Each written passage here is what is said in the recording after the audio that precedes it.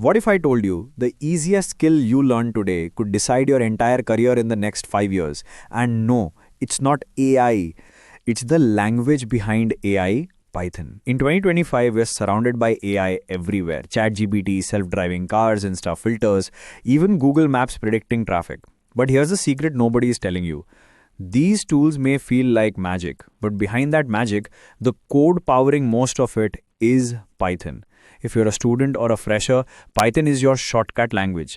Why? Because it's super easy to read, easy to write, simple है, आसान है, Java की तरह नहीं है, and companies love it. With just beginner level Python, you can create AI applications, automate workflows, build web apps, design dashboards, and even control devices like cameras, lights, and drones.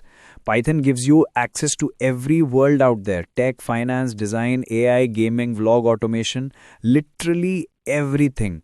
And ऐसा नहीं है कि AI is going to replace Python. In fact, AI is increasing the value of people who know Python, because someone still needs to instruct the AI, build workflows, automate tasks, and glue everything together. And Python is the glue. So if you're entering the tech world now, don't just use AI. Learn the language that powers it. Still not convinced? ठीक है. In the next 10 minutes, I'll show you 10 real use cases of Python people are using right now in the real world. उसके बाद, you only decide if you want to learn Python with me or not. Fair enough?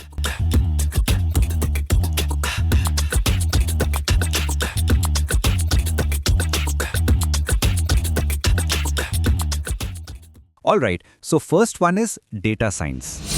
Data scientist is the trending job title these days. Everyone wants to call themselves a data scientist. But what is a data scientist? What are they doing? Trust me, 90% of the people in this profession are just running Python code on their laptops and using two magical libraries, Pandas and NumPy. That's it. और ऊपर से attitude ऐसा, like वही आर्यभट्टा की next generation हो. The real heavy lifting, yeah, it's done by those libraries. What exactly are libraries? We'll get to that. For the time being, just assume it's done by Python. Let's say you are building your own house and you are the architect, you're the contractor, you are only running in market to buy construction material, you are the site engineer talking to laborers and masons how and where to put the bricks and tiles. That's Python without libraries. You can construct your house on your own for sure, but that's a lot of work and lot of things to take care of. And more importantly, that's not your area of expertise as well. If you hire separate people in which they specialize, like you hire an architect, a construction company who can take care of your construction, you will save a lot of time in which you can do something more productive compared to standing in the sun and looking after the construction. That's Python with libraries. Python gives you ready-to-use ingredients: Pandas for data, NumPy for number crunching, Matplotlib and Seaborn for visuals. You don't need to reinvent the wheel. Someone somewhere, some expert has already solved the problem. You just import the library, tweak a few lines, and boom, you're done. Yeah, so in short, you don't need to be a maths topper to use it. With libraries, Python lets you clean messy data, analyze large spreadsheets, find patterns, and even predict trends in just a few lines of code. It turns boring data into magic. Python doesn't just speed up your work. It makes you look like a pro even if you're still in college. So we just saw how Python can make you look like a data scientist. But hold up. To work with data, first thing you need is actual data. Sure, anyone can analyze 10 rows in Excel and feel like a genius. But real fun starts when you have, like millions of stock prices, Instagram posts, preach from your city, basically everything happening online. Ab how do I get my hands onto all this huge amount of information? Data analyze करने से पहले data तो होना चाहिए हाथ में, correct? तो the answer is Python plus APIs. अभी API क्या है? पहले libraries, now API. API is Application Programming Interface. An API is just a way for two applications to talk to each other. It's like a messenger that takes your request, goes to the other application and brings the answer back. For example, if you want to see all latest tweets where Donald Trump is tagged in for your project or analysis. Now, without APIs, what you will do? You would have to manually open Twitter, scroll, copy tweets, save them. Very slow and tedious. ये भी एक तरीका है, but we are Python people. With APIs and Python, you can do it in a much smarter way. Twitter provides a Twitter API. Python acts like your assistant. You send a request like, "Hey Twitter, give me all the tweets where Donald Trump is tagged in." The API fetches the tweets and sends them back in a structured JSON format. Now you can immediately analyze, count hashtags, sentiment, or trends automatically. So basically, with Python, you can send a request to literally any platform that allows it, pull all the juicy data you need, start analyzing trends, patterns, and whatever crazy strategy you want. Let's take another example, filmmaking, or what everyone now calls video blogging. सब लोग drone लेके दुनिया capture करने निकले हुए हैं. And before you fly your drone, just make sure it's allowed in that region. Why am I talking about drones suddenly? Because you can make your drone take off just by running a few lines of Python code. Sounds crazy, yeah? Python isn't just about data or coding. It can actually talk to hardware. Cameras, lights, even drones all can understand your commands through what's called an SDK. Every smart device like your camera or drone comes with a small software package that lets your computer talk to it. This package is called an SDK, short for Software Development Kit. Think of it like a translator. It takes the commands you write in Python and tells the device what to do in its own language. Your code becomes a remote control and it literally lifts off the ground. And boom, it clicks a photo for you. Developers use this to automate aerial shots, capture 360-degree time lapses, or build custom camera rigs for filmmaking and travel videos. Iska matlab, everybody who is doing this today on Instagram or YouTube is an engineer? No, just curiosity and Python. So next time you see a cinematic drone shot, remember, it might be a Python script making it happen. आपको लग रहा होगा I'm acting like Python fanboy. But honestly, it's not only me. Every ethical hacker seems to love Python. Python is basically the Swiss Army knife of cybersecurity. In hacking, speed matters. You don't have time to write long, complicated code. You need scripts that scan networks, test vulnerabilities, automate attacks, and collect data fast. And that's exactly what Python does better than almost every other language. आपका जो भी objective हो, there is a high chance that उसके लिए already एक module बना हुआ है. You just have to plug and play. Want to scan ports? There's a Python library for that. Want to craft packets? There's a library. Want to automate brute force, scrape websites, or control SSH? Yup, Python has a library for literally everything. There are so many tools inside Python which are developed by experts and is available for you to use so you can benefit from their knowledge. Tools like Scapy, Requests, Paramyco, Nmap Python, Selenium, these are like superpowers for hackers. With Python, you can build your own security tools in hours, not days. And the best part, Python is so beginner-friendly that you can focus on learning hacking techniques instead of struggling with complex code. That's why, in the world of ethical hacking, Python doesn't just participate, it dominates. I'm so fed up with these recommendation engines. These are good, but sometimes it gets too much. I clicked on one Adidas shoes which I liked, and now it's chasing me like anything. Everywhere I'm going, on Facebook, Instagram, everywhere it is asking me to buy. अरे नहीं लेना है भाई. जब Black Friday sale आएगी, then I'll buy. Sometimes it gets embarrassing as well. There was nobody in the house and I watched the 18+ movie on Netflix. Netflix will remember that for lifetime. And it will suggest you similar movies when everyone is around. And it will say, because you watched 50 Shades of Grey, because you watched Lust Stories 1, Lust Stories 2. मैंने तो Netflix पे देखने ही बंद कर दिया है. Incognito जिंदाबाद. Netflix knows exactly what movie you'll binge next. Or Amazon shows that perfect product you didn't even know you wanted. Recommendation engines basically learn from you, what you watch, click, or buy. Python libraries like LightFM, PyTorch, and TensorFlow help learn crunch all that data super fast. There are two main tricks. For example, collaborative filtering. Python looks at people like you and says that ये देखा इन लोगों ने शायद तुमको भी यही पसंद आएगा. And second one is content-based filtering. Python studies the features of the stuff you liked and finds more just like it. Every time you scroll, Python is updating these recommendations in real time, making your app experience feel personal. इतना personal as if the app is reading your mind. Market में एक और buzzword घूम रहा है आजकल, Agentic AI. Let's see how Python fits into this magic word. Before that, we should understand the difference between AI and Agentic AI. AI gives you answers only when you ask. You ask a question, it replies. You give an instruction, it follows. It cannot plan, take steps, or decide what to do next on its own. On the other hand, Agentic AI doesn't just reply.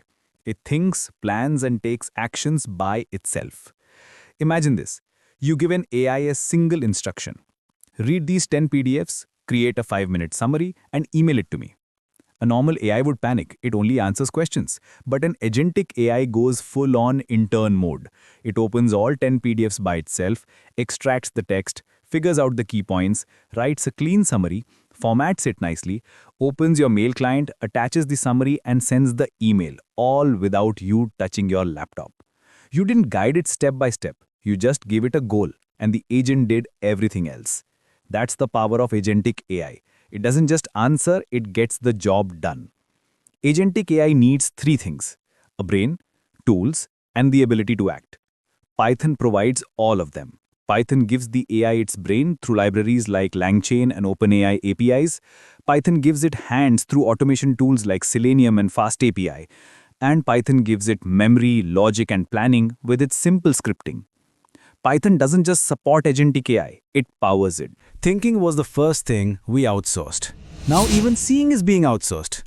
Python is literally teaching machines to see. Yep, from recognizing faces to helping cars drive themselves, Python is everywhere in computer vision. First up, object detection. Python libraries like OpenCV and TensorFlow help computers identify objects in images or videos. Self-driving cars use this to detect pedestrians, traffic signs, and other vehicles. Retail stores even track products on shelves using the same technology. Security cameras that detect movement, yup, computer vision again. Next, facial recognition. Python can analyze facial features using libraries like face recognition. That's how your smartphone knows it's you. Or airports match your face with your passport in seconds. And finally, autonomous vehicles. Python processes data from cameras, LiDAR, and sensors to detect lanes, obstacles, and pedestrians. Tesla Autopilot and Waymo cars use Python to make real-time driving decisions, helping cars literally drive themselves. Python isn't just for automating your boring spreadsheets. NASA actually uses it in real missions. Mars rovers and space telescopes send back mountains of raw images and sensor data every single day. Python is the tool that cleans it, processes it, and turns it into actionable insights. It helps scientists spot rocks, identify terrain, detect anomalies, and even plan the rover's next moves, all without humans manually digging through gigabytes of data. NASA not only uses Python, they also contribute to and maintain several open-source Python libraries. Check this out. NASA has a Python library called HarmonyPy. It lets scientists and anyone around the world grab Earth observation data from satellites, weather systems, and more straight into Python. No messy downloads, no crazy formats, just one line of code and the data is ready to analyze, visualize, or feed into AI models. Basically, Harmony.py turns NASA's massive Earth data collection into a global, easy-to-use toolbox. Whether you're in Tokyo, Delhi, or New York, you can do serious Earth science research with it, all from Python. So yeah, that tiny script you wrote to sort files, it's the same language NASA trusts to explore other planets. Python is not just a hobby language, it's trusted by major space agencies. By ab to NASA ka stamp lag chuka hai. Now I think some of you might be convinced and eager to start learning Python from scratch by now. Abhi bhi nahi kya? So let's see two more use cases and try to change your mind. Let's take banking sector. Fraudsters are out there lurking, trying to steal money from banks every second. Millions of transactions happen daily. How does a bank even catch the sneaky ones? Banks and fintech companies are using Python-backed ML models that learn what normal transactions look like. They use techniques like isolation forest to catch tiny anomalies, the weird transactions that might otherwise go unnoticed. When the model flags something suspicious, a fraud team investigates. So yeah, every time your bank stops a fraudulent transaction, there's a very real chance Python helped them a lot first. Python crunches mountains of data, past transactions, user behavior, patterns, and flags anything fishy. You could be trying to transfer 50,000 rupees to a brand new account at 2 a.m. midnight, which you haven't done before in the past. And Python can smell that something looks off, so it'll alert the bank instantly. Python isn't just used by banks or data scientists. Fraudster bhi Python use kar rahe hain. So in a real world, both are evolving. The banks also upgrade their algorithm time to time, as well as hackers also keep finding new ways to do a fraud. It's literally a cat and mouse game. And Python, वो दोनों teams का favourite weapon है। दुनिया cloud first हो चुकी है और हम अभी भी पेन ड्राइव की तरह ढूंढ रहे हैं। Amazon Web Services, Google Cloud Platform, Microsoft Azure, powering almost everything you use. And inside these platforms, you'll find hundreds of services, running everything from serverless apps to AI models to massive data pipelines. Almost every cloud provider lets you bring your own code of choice, and Python is one of the most welcomed languages in the entire ecosystem. All major cloud providers have Python SDK. We use these software development kit to control cloud resources with code in an automated fashion.